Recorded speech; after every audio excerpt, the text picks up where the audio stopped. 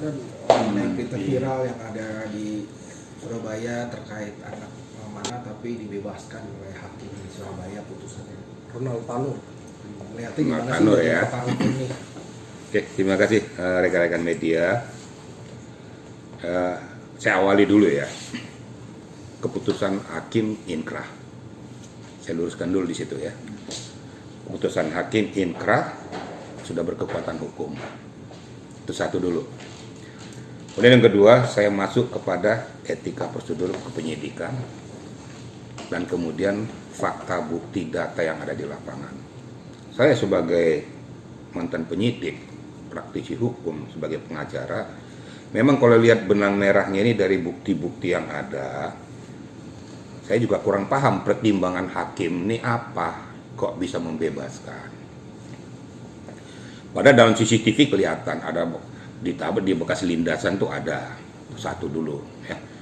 Kedua, saya nggak usah berpaku kepada itu aja dulu, karena pertimbangan hakim mengatakan bahwa ini meninggal karena overdosis, kan begitu, kelebihan minuman beralkohol, sehingga dia dibebaskan si Ronald Tanurnya. Nah sekarang pertanyaan timbul, si Dini ini minum dengan siapa? Berarti kan dengan Ronald Tanur. Nah, mereka minum bersama-sama, kemudian kena overdosis mengakibatkan matinya Dini. Saya ngikutin apa yang dikatakan hakim aja dulu. Nah, perannya si Ronald Tanur ini apa? Kalau di dalam peristiwa hukum berarti Tanur ini mempunyai peran aktif di dalam melanggengkan kematian daripada Dini. Kalau seandainya dia mencegah Dini jangan seperti meminum yang beralkohol dengan melebihi kapasitas, nggak akan mati dia. Tapi ternyata kan berjalan semuanya. Akibatnya Dini meninggal dunia. Saya ngikuti apa yang katakan hakim. Tapi kalau saya kembali lagi kepada posisi data, bukti, fakta yang ada, berdasarkan hasil CCTV dan berdasarkan hasil otopsi dan visum segala macam, kan kelihatan bekas lindasan itu. Terus siapa yang lindas? Nah ini yang saya bilang, di mana pokok pertimbangan hakim menyatakan dia bebas dari segala tuntutan. Tapi kan sudah berkekuatan hukum, inkrah. Kalau saya menyarankan bahwa kuasa hukum, orang tua maupun pemerhati yang lain itu mengajukan banding, memberikan bukti-buktinya. Kan nggak mungkin di sidang pertama lagi, pasti dibanding. Tapi dengan memunculkan bukti-bukti yang lebih akurat, apa yang tidak termaktub di dalam keputusan hakim dimunculkan di hakim banding tersebut di pengadilan tinggi. Yang kedua, saya juga menyarankan seperti apa yang dilakukan oleh Ibu Diah Pitaloka, teman saya itu ya. Itu saya rasa bagus ya. Supaya komisi judisial itu turun memeriksa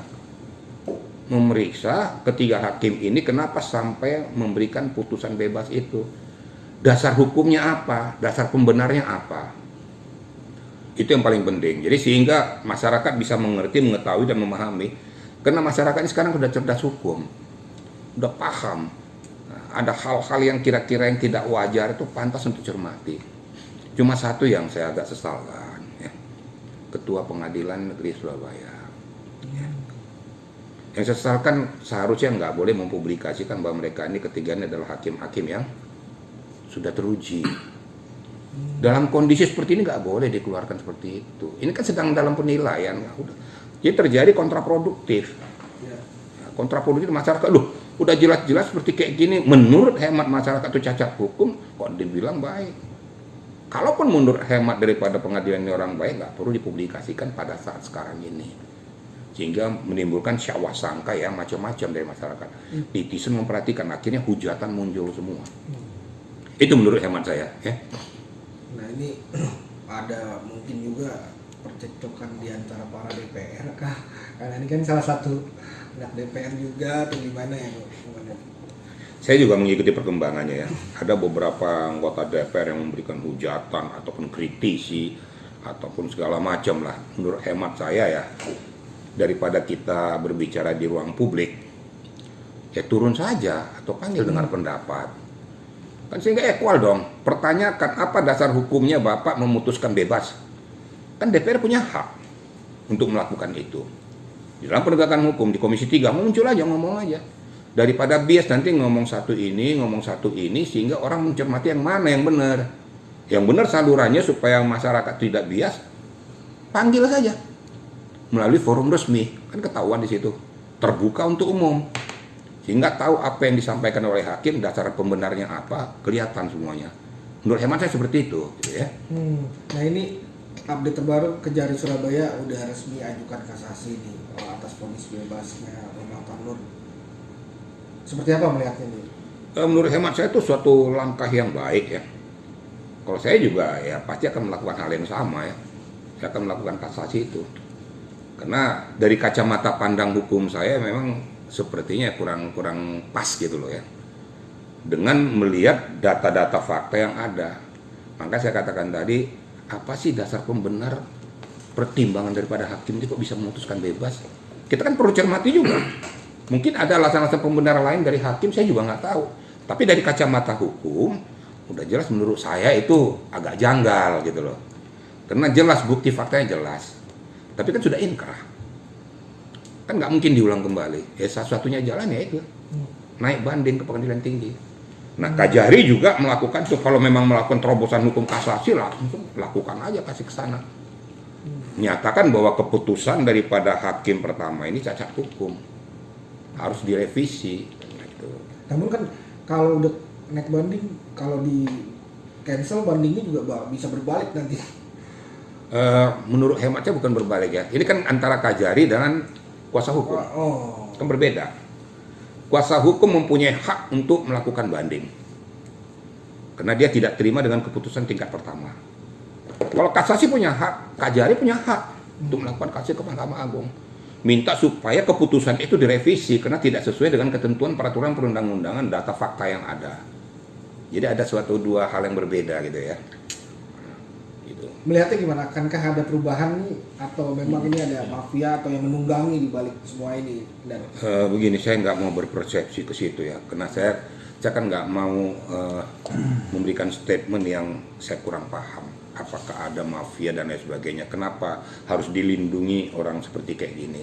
Mentang-mentang dia anak dari mantan anggota DPR, sehingga dia terbebas dari segala hukum. Di mata hukum semuanya sama. Nah, saya nggak mau menungkit kepada apakah ada mafia di belakangnya. Saya nggak mau. Kenapa? Saya nggak mau terseret kepada hal yang masih absurd. Saya hanya berbicara tentang data fakta. Itu menurut kebenaran hukum. Supaya jangan kita terseret nanti kembali lagi netizen nanti mempunyai persepsi macam-macam lagi. iya. Bias hukum nanti. Nah, saya juga nggak mau gitu loh. Karena sekarang pokoknya sekarang ini zaman keterbukaan ini public decision itu kan dengan bermacam argumentasi.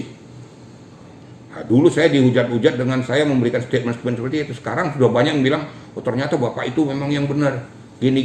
Nah, tapi itu hak daripada netizen yang nggak bisa kita pungkiri. Nah, supaya jangan netizen itu melakukan persepsi yang macam-macam, ayo kita pemerhati hukum, pengacara, siapapun, kita luruskan, berikan edukasi kepada masyarakat. Sehingga masyarakat tahu bahwa komposisi hukum yang benar itu seperti ini. Jangan kita cari supaya kita disenengin orang, tapi merusak tatanan hukum. Ada sekarang tuh kan, dia ngomongnya cuak-cuak, pokoknya netizen mengatakan jempol terus, padahal udah rusak semua. Saya nggak mau. Saya sama dengan meracuni pola pikir daripada masyarakat. Saya hanya mau pengen kita dudukkan hukum yang sebenar-benarnya. Karena kita ini adalah negara hukum. Semuanya taat dan tunduk kepada undang-undang. Itu kira-kira ya. Jika komandan mau ngasih saran dan ini buat korban dan pengacaranya mungkin seperti apa? Harapan dari komandan juga ya, tadi udah ya.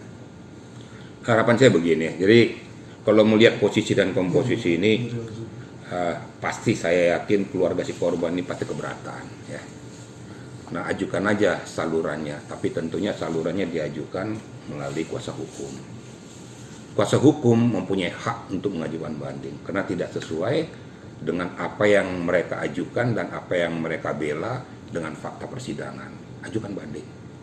Tentu perkuatlah seluruhnya hal-hal yang mengikat sehingga nanti putusan itu bisa memenuhi aspirasi atau harapan daripada pihak keluarga. Pihak keluarga berhak tuh. Saya yakin pihak keluarga tidak akan mungkin nggak menerima, pasti nggak menerima dengan dengan segala lapang dada pasti berat hati. Wah, anak saya sudah korban begini, udah dilindas, mati dengan tidak wajar, masa saya nerima saja dibebaskan. Nah, terus Ronald Tanur apa dong tanggung jawabnya? Nah, komposisi sebagai apa gitu? Salurkan saja, tapi nggak usah bias menjadi bahan publikasi masyarakat yang tidak baik. Sesuai dengan koridor aja. Mudah-mudahan hakim banding memutuskan dengan rasa keadilan yang berkeadilan. Itu kira-kira. Ya. Satu lagi.